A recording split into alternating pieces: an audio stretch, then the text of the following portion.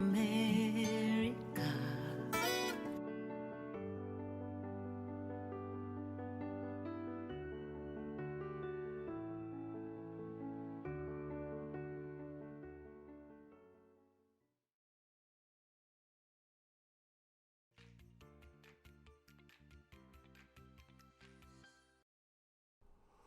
Whew. It's day 90 of the national emergency and day 18 of our country's collective expression of social unrest. Thanks for being with us tonight. Sarah Yuan, you know her work. This is just one of the graphics that Sarah has done for us. Today was their last day of school. Sarah is now a rising senior.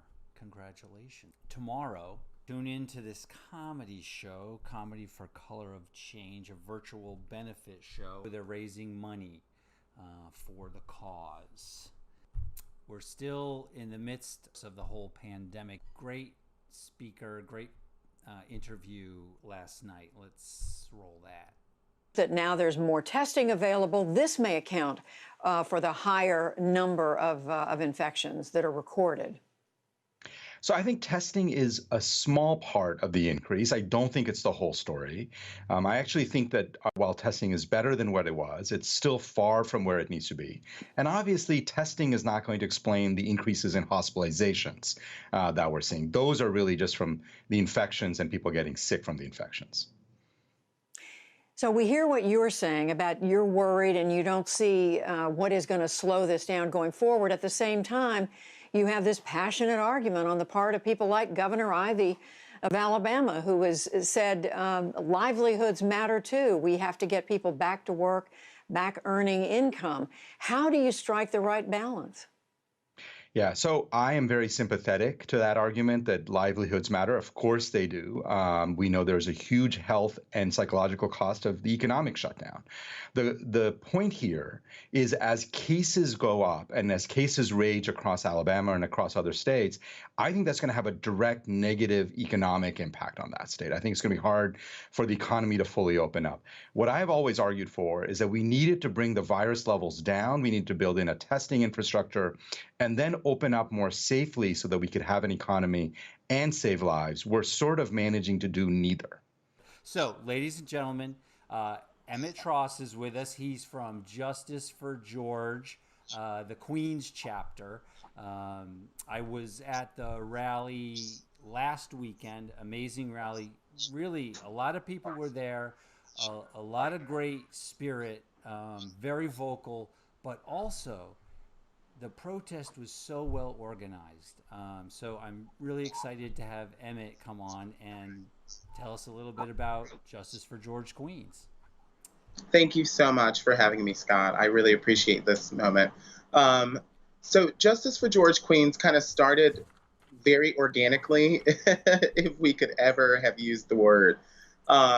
We kind of all got together on a protest, at a protest on Steinway Street, in Astoria. And we all kind of took various roles just facilitating the rally, where we marched all the way down to the precinct.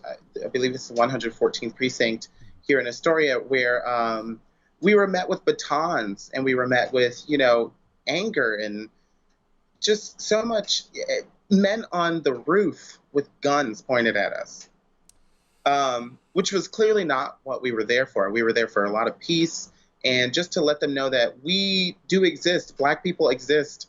And we should not have to show our resume in order for us to, be deemed acceptable to walk in society or to not get a cost while going home or to the corner store or all of these things. But and that was, sorry for interrupting, but that was a spontaneous. There was no sense of meeting up with some. No, I mean, I was actually working my part-time job, and my boss let me go, and she was just like, no, of course, it's right up the street. So it was kind of perfect. It was like almost divine intervention that I went, and then there was another young lady who was there facilitating the crowd. There was another individual who we have all kind of formed a coalition at this point. There's about 8 of us, where we have now been facilitating this Justice for George organization. But we all kind of met during that moment, and it, like I said, was very organic.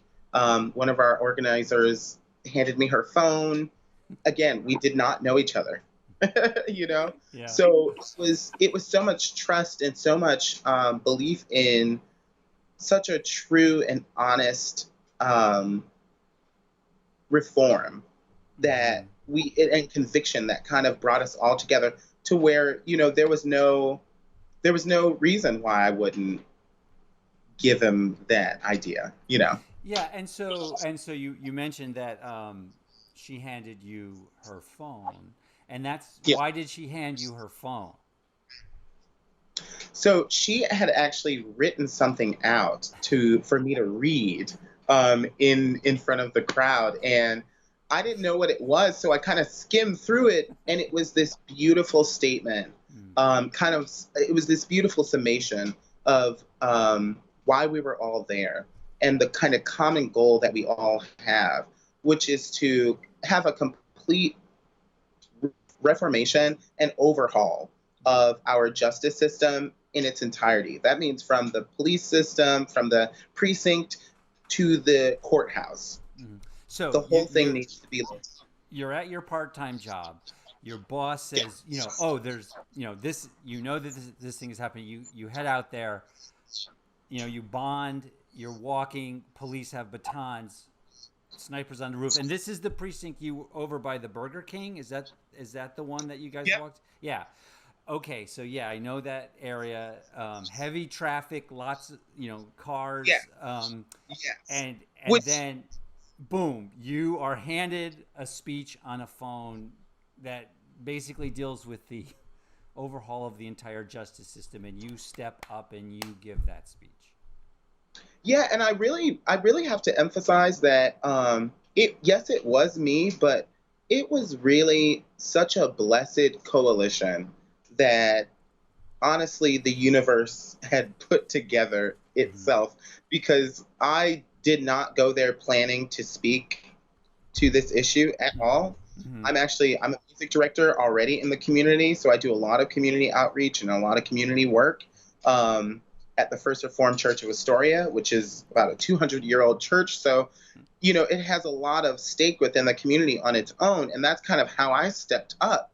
But I must say that my colleagues and my friends, really now my friends that I can say, have really stepped up to the plate and really kind of, we all set this same precedent for what we wanted at that rally. And I mean, from the moment we were met by those officers, one of our organizers was facilitating the crowd and getting them in a mindset of peacefulness and in a mindset that we remember what we are here for. Remember what our end goal is. Remember what our result, remember the result that we want to see. So yeah, it was really a group effort. And so then the group comes together. Yeah, that night. Yeah, that night. That night, right? Because this was just mere days before last weekend, right? And then you know, and then you guys planned the entire action, which started at the gantries, went to the courthouse, and then you moved everyone again over to the park under the bridge. Yep. So we got together that night, and we decided that, you know, something needed to happen that weekend. We were all so pent up with frustration with how we were met and how we just couldn't believe that how we had come to peacefully protest and were truly met like this was 1962, you know, in Mississippi. This made absolutely no sense in liberal New York, which I'm from Rochester, New York, which is Western upstate. So if anyone knows about that, it is extremely racist and extremely built in a, very racially charged system. So it does not matter if you're from the South or if you're from the North. Racism has no bounds. Mm-hmm. So we really kind of formed under that understanding and decided that we were going to create an event that was based in peace, and which by definition our protest is peaceful. So we really didn't feel the need to emphasize that. However, we did within our actions. So such as violists playing, Black violists, Joshua Coyne, shout out to him, a composer who is amazing at what he does and decided to lend his talents to that event that night, to that rally that afternoon. And a bunch of different, some of our organizers decided to give speeches and poems. Oh, yeah. Some people sang, and it really was about seeing Black people in all of their different facets and allowing the voice of the Black person to be heard in that moment, which I think is a rare moment that we have in society right now, or all around the world, that we need to seize and take advantage of in the best way possible to let people understand that we are here and we are not only visible, but we bleed, we feel, we eat, we laugh, we play, we love, and all of those things. So that was really the idea, to try to get people to really rally behind that. And the second part of that was for defunding the police. And I just want to be very clear on that. Defunding the police. Mm-hmm. That is extremely important. And if I may just expound upon that, within that concept, it's a hierarchy system. So we have to understand that defunding the police does not mean we are going to take away they're going to have no money. You understand? What we're looking to do is to defund so much money that we don't need to be wasting on the police system and on the militarization of our police in cities and in rural areas, that it makes absolutely no sense that our school systems are failing, but yet our police systems are thriving with no need for it. It's just a waste of resources. And so redirecting those resources to environments and communities that need them, and understanding that putting the power back in the hands of the community will allow them to feel invigorated and feel empowered and feel like they are safe because they know who's policing them themselves. Right. We have this slogan that we say, and this chant that we chanted from the courthouse all the way to the 59th Street Bridge, which, if anyone knows the 59th Street Bridge song by Simon and Garfunkel, it's a very feeling groovy kind of song. So it's about peace, and we really wanted to just really emphasize that message that we are going to be peaceful, but we are not going to give up. We're not going to stop. We're not going to rest until we have our goals and our demands met, because they are not outlandish demands. They are not outrageous demands. They are humanistic demands. They are logical demands that we deserve as humans. Absolutely. And so as the group, because I'm so fascinated by this, because the protest was so well organized, and it's, I mean, you're dealing with huge concepts, the things that you want noticed, the things that you want changed, and yet you guys, your group, men and women, took care of also the necessities of keeping the people involved in the action safe. There was water. I mean, there were snacks. There were restrooms. There was information handed back and forth. So my question is, I mean, first of all, bravo for the organization, because I think, the organizational skills, because it's, I work with groups of people who have worked together for years, and sometimes we still have communication problems when we're trying to put together big functions like that. You guys came together in 4 days, were able to put this together.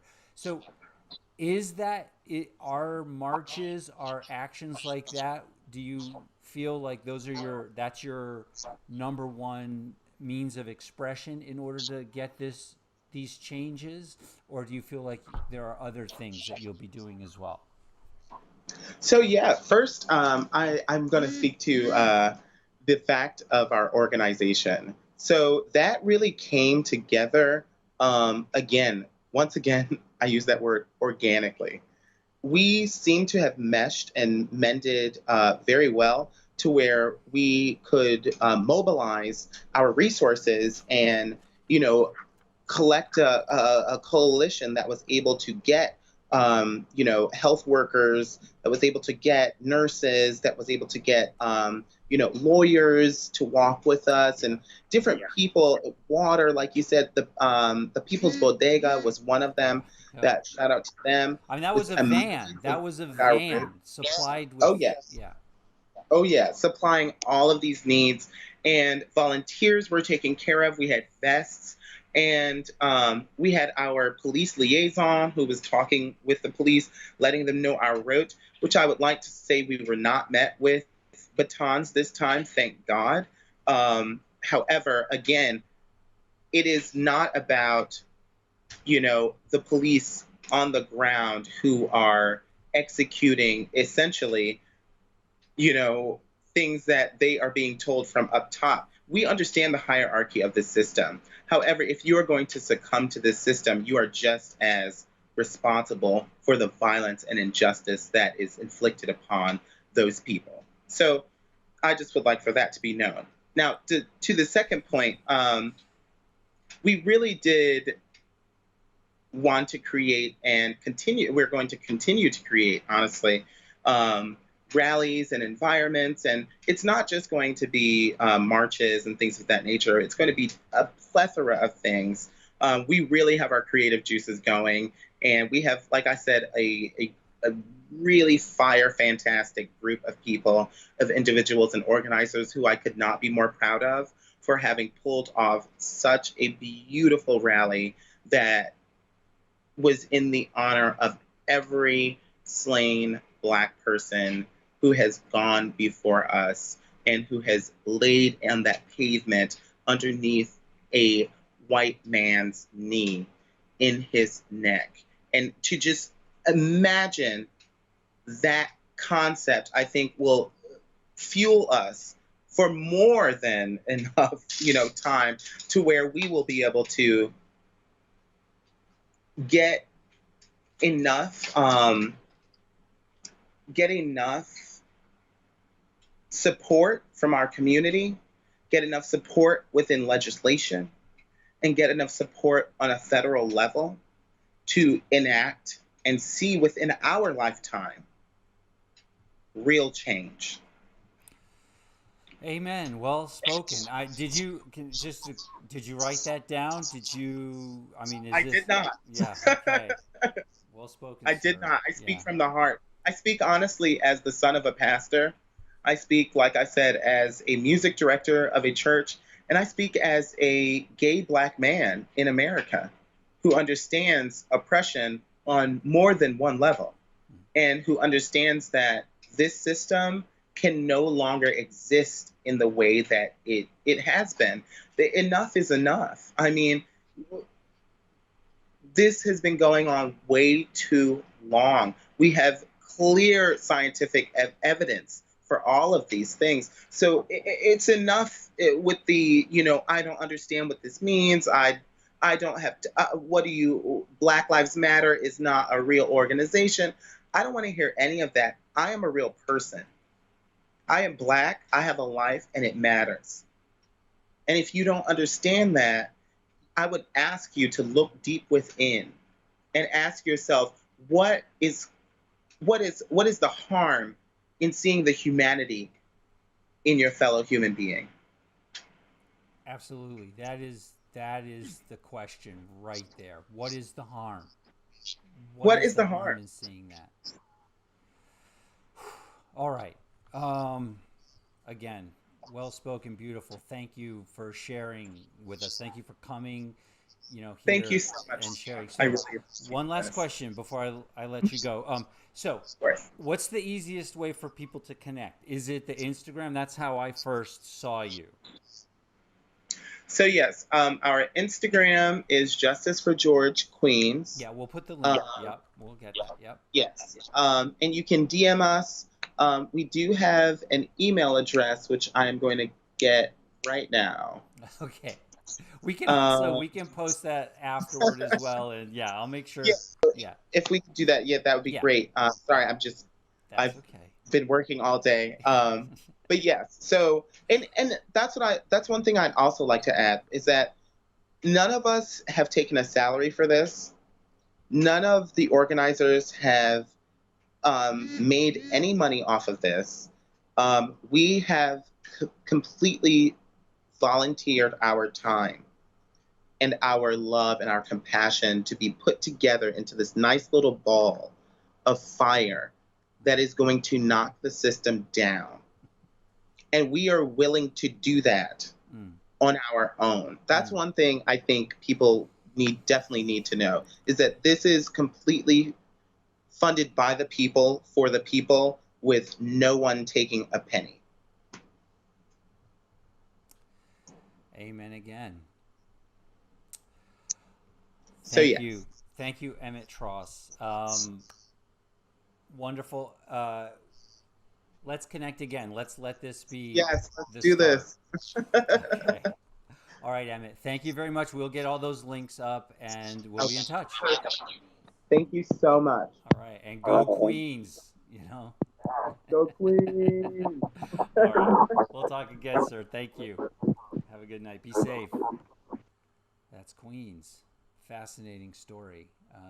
And I like just how he kept reiterating that this group just came together in those moments very, very organically. Speaking about another group, I don't know, we love Leah Morris. She's an amazing musician. She's an amazing friend. And she got a group of folks together to sing this beautiful song.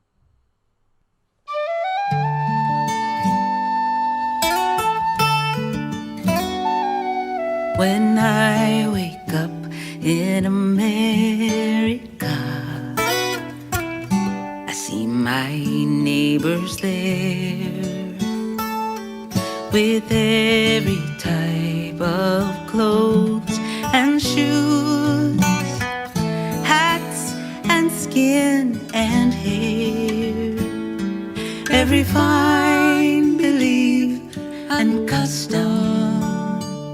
Scores of songs from who knows where. When I wake up in America, our stories fill the air. Wake up, despierta. Wake up, despierta. Wake up in America. The light in the harbor shines for us all. When I wake up, I see the kids playing happily swaying. It's good to be staying in a place like this, with a face like this. When I wake up in America, I put away my fear, and I love my neighbor as myself. And I say, I'm glad that you're here. We have found ourselves together in a land we dream could be.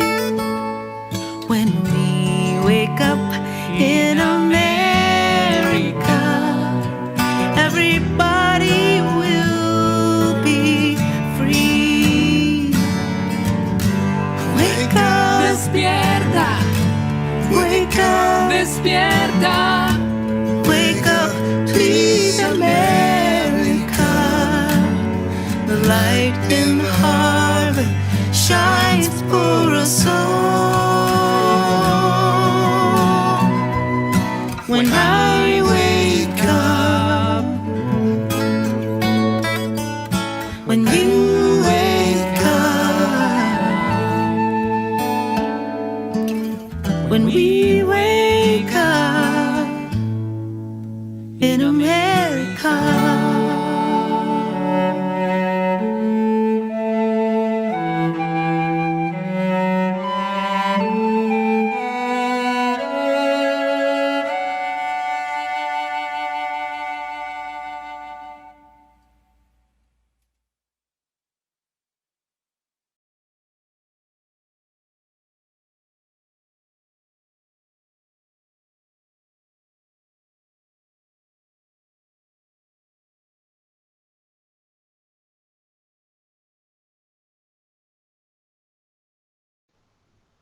That was beautiful. And I know we have the link to Leah's Patreon. Click Leah's Patreon link. About to bring out Stan. He is a hilarious New York City comic. And if you don't have anything to do tomorrow night, now you do. Let me get Stan on. There you are, sir. Hello. How's it going? Hey, hey. How are you? Good, good, man. You know, just in my room, just chilling. Uh trying to I don't know. I don't know what I'm doing. I know, right? I know, and I know it's a bit of a shock for you, especially because you were telling me that you just went back to work today.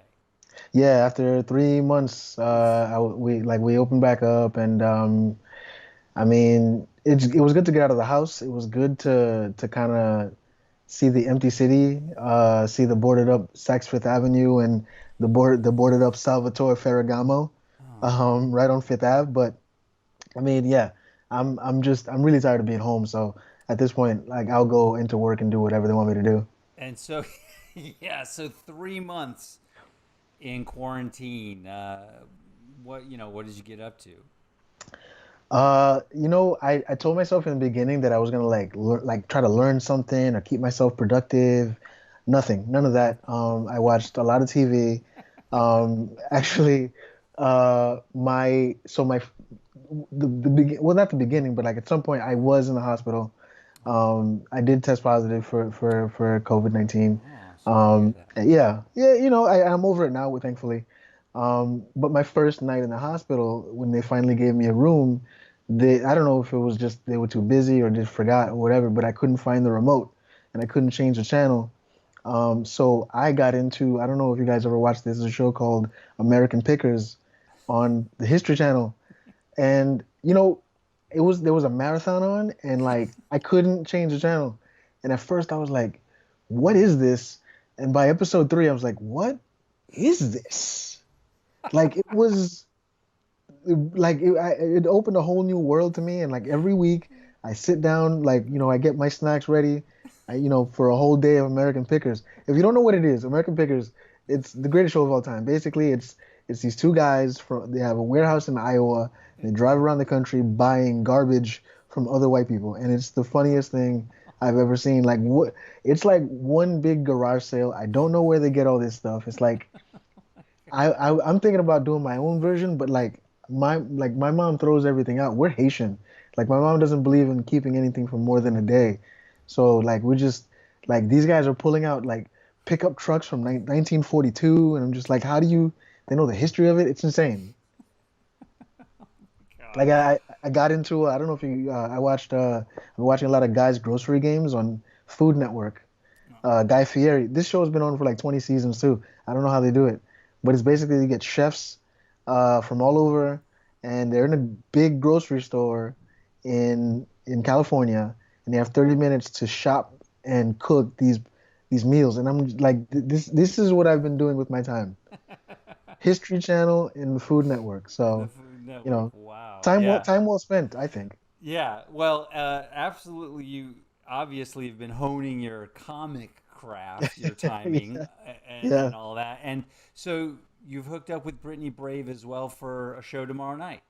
Yeah, Brittany Brave and I, we've been friends for a little bit now. She's, one of my best friends in comedy, one of my best friends on and off the stage. Yeah. Um, Get this. and we've been talking lately about, she's one of the best producers in New York. So if you ever get an opportunity to catch one of her shows at Rockwood Music Hall or wherever it might be, or at QED for Improvised Tarot, she's a great producer, and I'm honored to have put together the show with her, virtually. So what we're doing tomorrow night, on Zoom, is a show. Basically, it's a comedy show with some of New York's best comedians, people that we both really look up to and admire. People like Harrison Greenbaum and Sabrina Piper and a lot of really really good comics. And um, all the proceeds to this show are going to Color of Change. Color of Change is an organization. They help put together campaigns that are pretty much shedding light um, on some of the things that people might not know are going on. When we decided to do this as a charity thing, we were trying to figure out, what are some of the lesser known charities that we could donate to, and Color of Change was one of the ones that we thought of. And basically they help create campaigns to bring awareness to things that are going on. Most recently, they've one of my favorite campaigns that they have going on is trying to get free phone calls provided for people that have been arrested during the protesting, and that's one of the things. They raised a bunch of money and a bunch of awareness for. They had a campaign for to get justice for Breonna Taylor and George Floyd, and to make sure that the officers that were involved were brought to justice. And we're not done. There's still a lot of work to do. So any little bit we can do, I think is a huge help. So I think, look, if you guys like to laugh uh, for very little money, I mean, when I tell you these are comedians that you'd have to go out, spend 10, 15, $20, Yeah. not to mention getting there, the Yeah. time it takes you to get there, two drinks probably, Oh yeah, for sure. and you're hungry, you're gonna get fries. Now for $10, you don't have, you could sit there in your pajamas. You could get a bag of pork rinds, a bag of flaming hot Cheetos like me, some butter pecan ice cream, Oh and just, wow! At the same time, you're gonna do the flaming yeah, hot Cheetos and the butter pecan ice cream?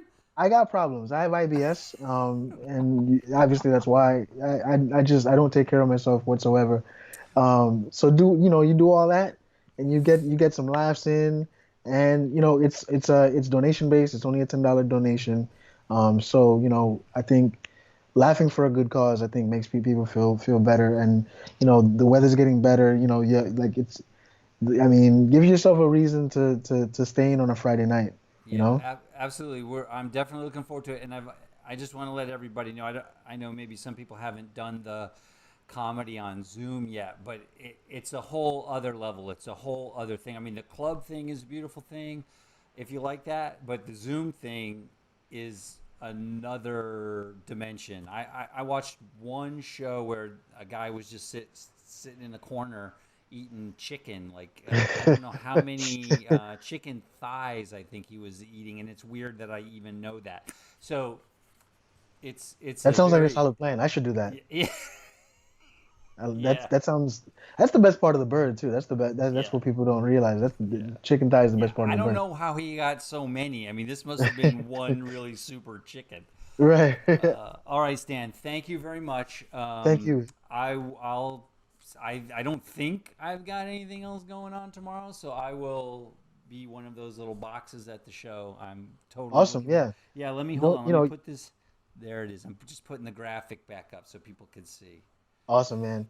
Yeah. You don't have to mute yourself either. We encourage the interaction, the laughter. You just with Zoom it can kind of take over. When you're listening to somebody and somebody else is laughing, but we encourage it. So just I don't know what else to say other than watch us, donate, have some snacks, watch American Pickers, and have a great weekend. Thank you, Stan. You too. We'll see you Thanks, tomorrow God. Have a night. good All night. right, Yeah, buddy. thank you. You too. Bye bye. People just lead such fascinating lives, Like that's the one thing this show. I mean, Stan and Emmett, two brilliant, brilliant people. And you're brilliant too. Thank you for spending some time on this Thursday night with us. Weekend's coming up. I know you're gonna. Hopefully, I'll see you at the comedy show tomorrow. Let me just flash that one more time. I got a lot of links for Emmett to put up. Everybody, have a great, safe weekend, and thank you all once again.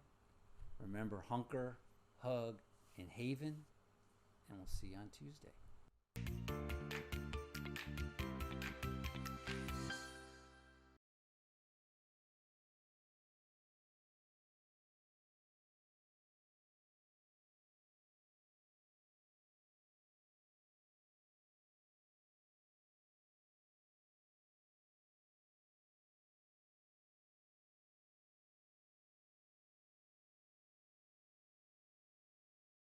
Oh, on Tuesday, we're going to expand this conversation in some really interesting ways.